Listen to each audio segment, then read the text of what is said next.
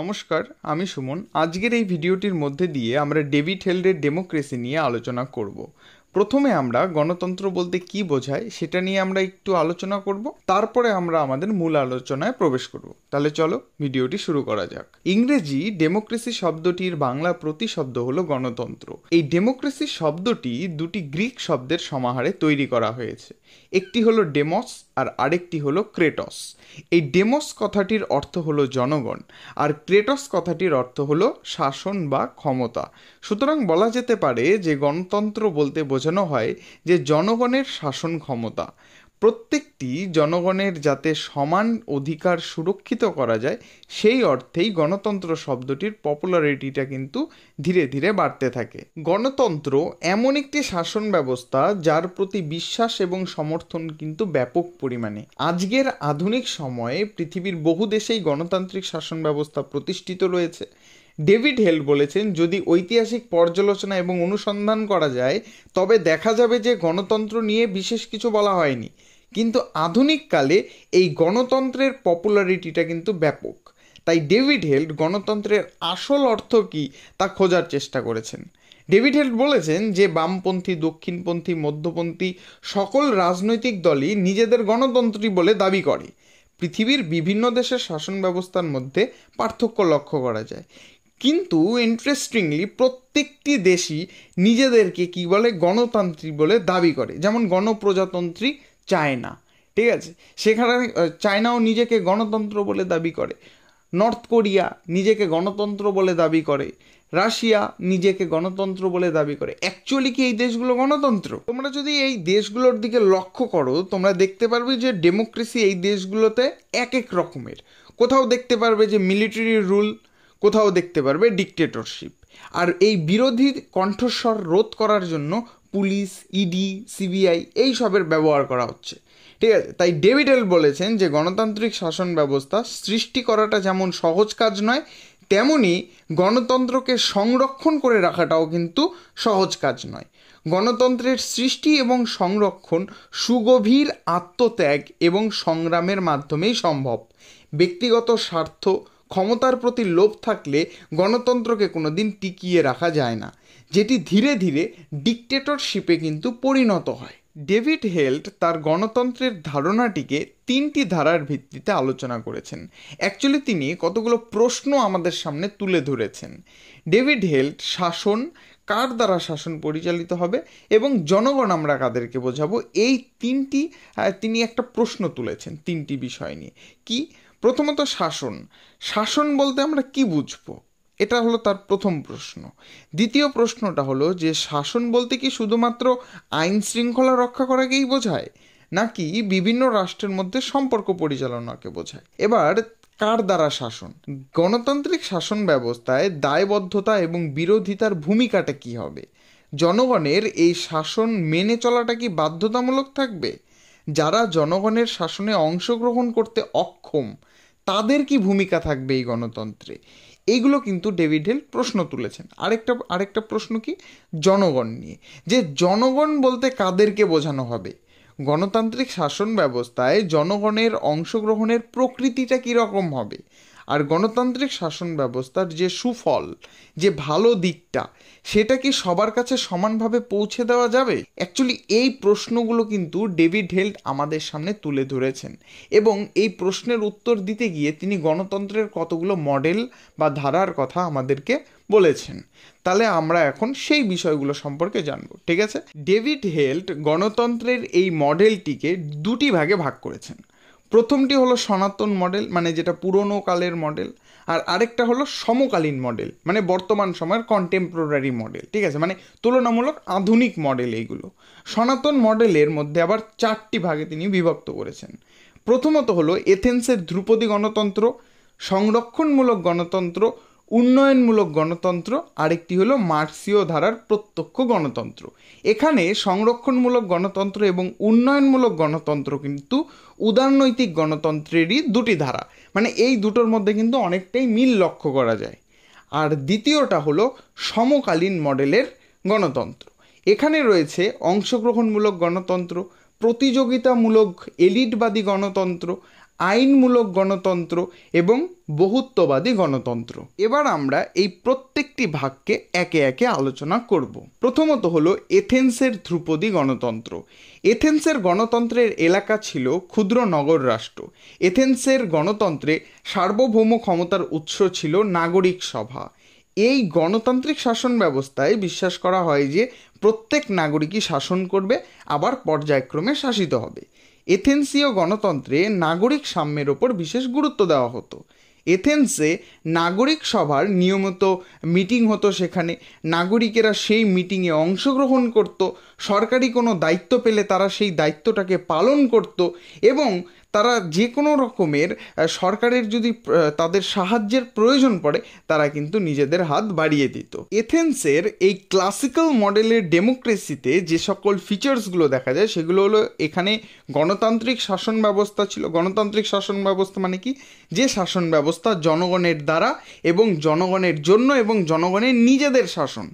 আর এখানে কি ছিল? আইনের দৃষ্টিতে সকলের সমান অধিকার ছিল। এথেন্সের এই গণতন্ত্রের নাগরিকতার ধারণা ছিল। এথেন্সে মানুষদের স্বাধীন পৌর ও রাজনৈতিক জীবনধারার যে ব্যবস্থা ছিল সেগুলো কিন্তু পেরিক্লিসও প্রশংসা করেছিলেন। ঠিক আছে, আবার অপরদিকে আমরা যদি লক্ষ্য করি যে অ্যারিস্টটল এথেন্সের এই গণতন্ত্রকে কিন্তু র্যাডিক্যাল ধরনের গণতন্ত্র বলে সমালোচনা করেছিলেন। প্রাচীন গ্রিক দার্শনিক প্লেটো রাজনৈতিক সাম্যের সমালোচনা করে বলেন যে শাসনকার্য পরিচালনার জন্য যে প্রজ্ঞা এবং দক্ষতার প্রয়োজন সেটি সকলের মধ্যে থাকে না। অ্যাকচুয়ালি এই এথেন্সের ধ্রুপদী গণতন্ত্রটা যে, সেটাতে কিন্তু সেখানকার যারা নাগরিকেরা ছিল তারা কিন্তু অ্যাক্টিভলি পার্টিসিপেট করত। ঠিক আছে, সব কিছুতে তারা অংশগ্রহণ করত। তো এই জায়গাটাতেই প্লেটো বলার চেষ্টা করেছেন যে সকলে তো পার্টিসিপেট করছে, ঠিক আছে, খুব ভালো কথা, কিন্তু সকলের মধ্যে তো আর প্রজ্ঞা থাকে না, সকলের মধ্যে তো বুদ্ধি জ্ঞান এই সকল মানে সমান পরিমাণে তো থাকে না। ঠিক আছে, তাই শুধুমাত্র পার্টিসিপেট করলেই হবে না, তাদের মধ্যে প্রজ্ঞা এবং দক্ষতাও থাকতে হবে। দ্বিতীয়ত হলো সংরক্ষণমূলক গণতন্ত্র। সংরক্ষণমূলক গণতন্ত্রের মূল ভিত্তি হলো সংখ্যাগরিষ্ঠের শাসন, মানে মেজরিটি যেখানে রুল করে। এই ধরনের শাসন ব্যবস্থায় জনগণের হাতে সার্বভৌম ক্ষমতা থাকে। জনগণ যাকে নির্বাচন করে সেই বৈধ শাসকই সার্বভৌম ক্ষমতার অধিকারী হন। এই শাসন ব্যবস্থায় সরকার জনগণের কাছে দায়বদ্ধ থাকে, আর এই দায়বদ্ধতা অর্জনের উপায়গুলি হলো গোপন ভোট ব্যবস্থা থাকবে, নির্দিষ্ট সময় অন্তর অন্তর নিয়মিত নির্বাচন ব্যবস্থা থাকবে, বিভিন্ন রাজনৈতিক দল থাকবে, সেখানে রাজনৈতিক নেতাদের মধ্যে কিন্তু প্রতিযোগিতা হবে। এই সংরক্ষণমূলক গণতান্ত্রিক ব্যবস্থার সমর্থন করেন এমন কিছু রাষ্ট্র দার্শনিকের নাম হলো জন লক, মন্তেস্কু এবং বেনথাম। জন লকের রচনায় গণতন্ত্রের যে ধারণা লক্ষ্য করা যায় সেটি হলো সরকার বা রাষ্ট্রের আধিপত্যকে কমিয়ে কিভাবে ব্যক্তি স্বাধীনতাকে সংরক্ষণ করা যায়। লকের মতে মানুষের কিছু ন্যাচারাল রাইটস রয়েছে, আর এই ন্যাচারাল রাইটসগুলোর মধ্যে সবচেয়ে গুরুত্বপূর্ণ হলো সম্পত্তির অধিকার। রাষ্ট্র একদিকে যেমন ব্যক্তির কাছ থেকে ট্যাক্স কালেক্ট করে এবং এই ট্যাক্স কালেক্ট করার মধ্যে দিয়ে ব্যক্তির সম্পত্তির ওপর আধিপত্য বিস্তারের চেষ্টা করে, অপরদিকে নাগরিকেরা এই ট্যাক্স কালেক্ট করার সংস্থা অর্থাৎ আইনসভার গঠনের ক্ষেত্রে কিন্তু গুরুত্বপূর্ণ ভূমিকা পালন করে। আসলে গণসম্মতির ওপরেই কিন্তু সরকার টিকে থাকে। সংরক্ষণমূলক গণতন্ত্রের একটা গুরুত্বপূর্ণ জিনিস হলো ক্ষমতা স্বতন্ত্রীকরণ নীতি। মন্তেস্কু কিন্তু এই গণতান্ত্রিক শাসন ব্যবস্থায় ক্ষমতা স্বতন্ত্রীকরণ নীতির ওপর জোর দিয়েছিলেন। তিনি প্রথম এই ধারণাটির কথা বলেন। অ্যাকচুয়ালি একটা সেন্ট্রাল অথরিটির বিরোধিতা করেছিলেন মন্তেস্কু, তাই তিনি এই ক্ষমতা স্বতন্ত্রীকরণ নীতির কথা কিন্তু সংরক্ষণমূলক গণতন্ত্রে বলেছিলেন। এই সংরক্ষণমূলক গণতন্ত্রের সাপোর্ট করতে গিয়ে ম্যাডিসন বলেন যে ব্যক্তি স্বাধীনতা সংরক্ষণ সরকারই করতে পারে, তবে এক্ষেত্রে সরকারকে সাধারণ নাগরিকদের কাছে দায়বদ্ধ থাকতে হবে এবং সরকার জনসাধারণের দ্বারা নিয়ন্ত্রিত হবে। তৃতীয়ত হলো উন্নয়নমূলক গণতন্ত্র। সচেতন নাগরিক গড়ে তোলার জন্য গণতান্ত্রিক প্রতিষ্ঠান অপরিহার্য। ডেভিড হেল্ডের মতে রুশোই হলেন উন্নয়নমূলক গণতন্ত্রের শ্রেষ্ঠ তাত্ত্বিক। এই উন্নয়নমূলক গণতন্ত্রের কয়েকটি বৈশিষ্ট্য লক্ষ্য করা যায়। যেমন প্রথমত হলো প্রতিনিধিত্বমূলক গণতন্ত্র। দেখো, প্রাচীন গ্রিক যে নগররাষ্ট্রগুলো ছিল সেগুলো কিন্তু আয়তনে অনেক ছোট ছিল এবং স্বাভাবিকভাবেই সেই সময় কিন্তু প্রত্যক্ষ গণতান্ত্রিক ব্যবস্থা প্রচলিত ছিল। কিন্তু আধুনিক কালে আজকের যুগে দাঁড়িয়ে কিন্তু সেই গ্রিক সিটি স্টেটের মতো কিন্তু আজকের যুগের রাষ্ট্রগুলোর আয়তন নয়, বিশাল বিশাল এক একটা দেশের আয়তন। তাই স্বাভাবিকভাবেই আজকের যুগে কিন্তু এই প্রত্যক্ষ গণতন্ত্র সম্ভব নয়। তাই জনগণরা কি করে, তাদের জনপ্রতিনিধিদেরকে ভোটদানের মাধ্যমে নির্বাচন করে এবং এই জনপ্রতিনিধিরাই কি করে, সরকার তৈরি করে এবং সেই সরকার তারা পরিচালনা করে এবং জনগণ এই জনপ্রতিনিধিদেরকে নির্বাচন করার মাধ্যমে সরকারের ওপরে একটা কন্ট্রোল সৃষ্টি করে যে জনপ্রতিনিধিরা যাতে আমার রিপ্রেজেন্টেটিভ হয়ে সেখানে কাজ করে, আর যদি সেটা না করে তাহলে পরের বার ইলেকশনে তাকে হারিয়ে দেওয়া হবে। ব্যাস, গল্প শেষ। দ্বিতীয়ত হলো প্রাপ্তবয়স্কের ভোটাধিকারের নীতি, মানে একটা নির্দিষ্ট বয়স হবে, তারপরে তাকে ভোটদানের স্বীকৃতি দিতে হবে। যেমন আমাদের ভারতবর্ষের ক্ষেত্রে 18 বছর বয়স। তৃতীয়ত হলো জনসাধারণের সার্বভৌমিকতার ধারণা, যে সার্বভৌম ক্ষমতাটা জনগণের হাতে থাকবে। ঠিক আছে। 4 নম্বর হলো জনগণের স্বাধীনতায় রাষ্ট্র কোনোভাবেই হস্তক্ষেপ করবে না। পঞ্চমত হলো বাজার অর্থনীতি।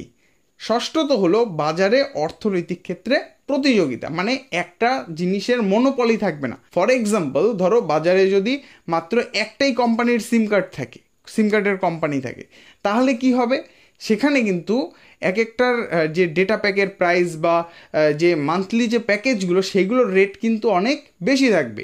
কিন্তু সেখানেই যদি 5খানা কোম্পানি থাকে বা 4খানা কোম্পানি থাকে, তাহলে কি হবে, মার্কেটে একটা কম্পিটিশন থাকবে এবং সেই কম্পিটিশন যদি থাকে তাহলে সেটা সুফল কারা পাবে, জনসাধারণরা পাবে। কি করে পাবে, তারা কম দামে ভালো জিনিস পাবে।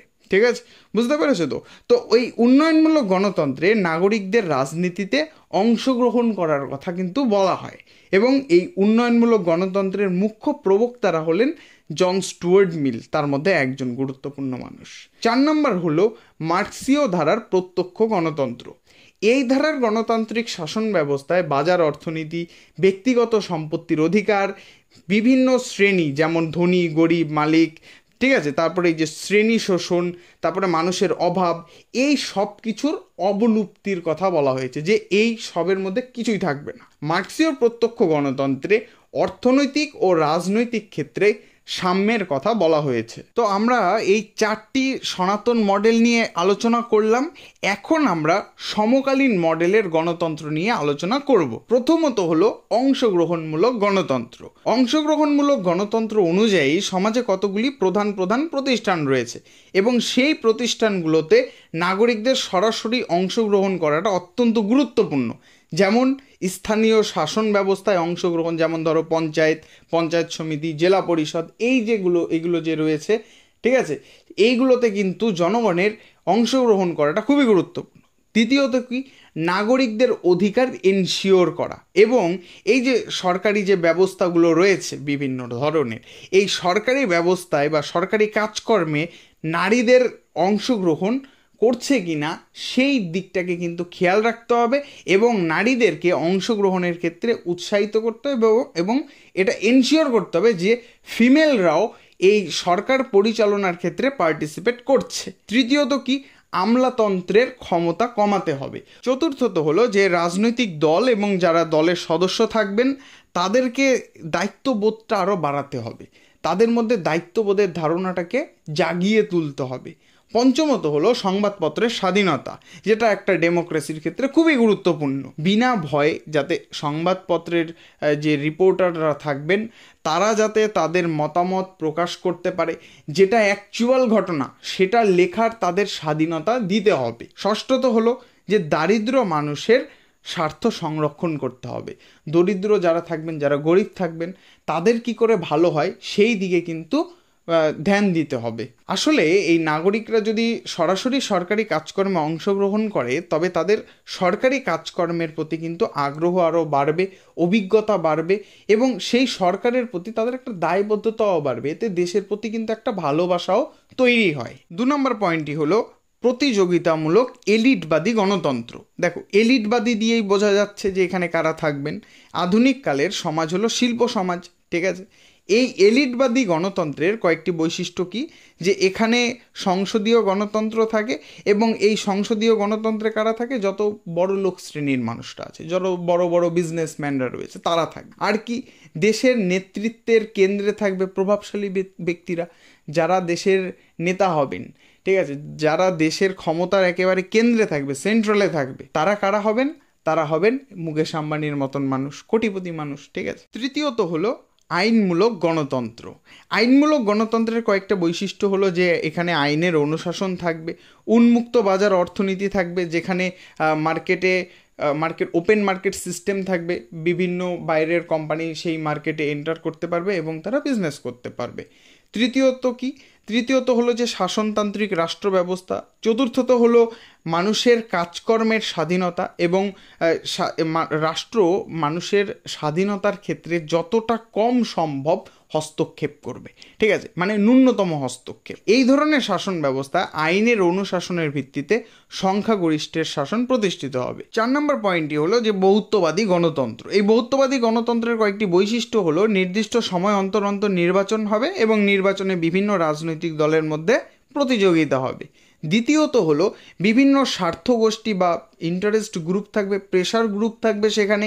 তৃতীয়ত হলো নিয়ন্ত্রণ এবং ভারসাম্যের নীতি অনুসরণ করা হবে। এবং চতুর্থত এবং লাস্ট পয়েন্ট হলো আমাদের সংখ্যালঘুরা শাসন কার্যে অংশগ্রহণ করবে। যারা মেজরিটি তারাই শুধুমাত্র শাসন ক্ষমতায় থাকবে না, মাইনরিটিরাও শাসন ক্ষমতায় অংশগ্রহণ করবে। তো এই ছিল আজকের একটা ছোট্ট ভিডিও, কনসেপচুয়াল একটা ভিডিও। যদি তোমরা কনসেপ্টটা বুঝতে পারো তাহলে আমাকে অবশ্যই কমেন্ট করে জানিও যে ভিডিওটা কেমন লাগলো। Thanks for watching and listening.